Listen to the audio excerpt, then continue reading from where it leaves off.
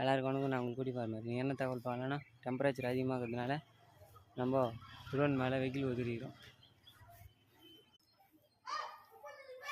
ரொம்ப அதிகமாகுது, 35-38 போகுது டெம்பரேச்சர். அதனால் இதுமாதிரி போட்டு வெயில் ஒதுக்கிட்டு மேலே ஸ்ப்ரிங்க்லர் செட் பண்ண போகிறோம்.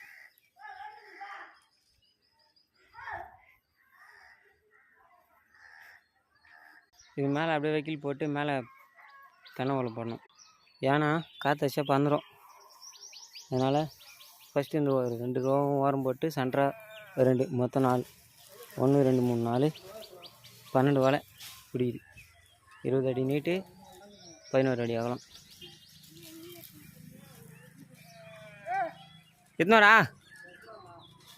ஆனால் இது மேலே ஏற்றி போகிறதுங்காட்டி ரொம்ப தாழ்ச்சி புத்தி ஆகிட்டு வந்துட்டேன். அப்படியே கம்ப்ரஸர் போட்டு லேசாக தண்ணி பூச்சி அடித்தான். அப்படியே மோட்டர் கனெக்ட் பண்ணி கம்ப்ரஸர் போட்டு அடிக்க வேண்டியதான் தண்ணி லேசாக. அப்போ தான் வெயில் வந்து பறக்காத இருக்கும். மயம் தான் அப்படியே ரொட்டி மாதிரி பூச்சிக்கும்.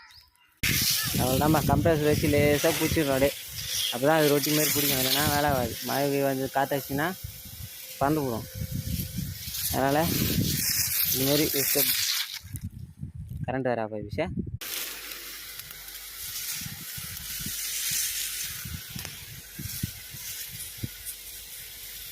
இதுமாரி பண்ணுறதுனால டெம்பரேச்சர் ரெடியூஸ் பண்ண முடியும் அப்படின்ட்டு நம்மளுக்கு முன்னோடி விவசாயிங்க சொன்னதுனால இதுமாரி பண்ணுறேன்.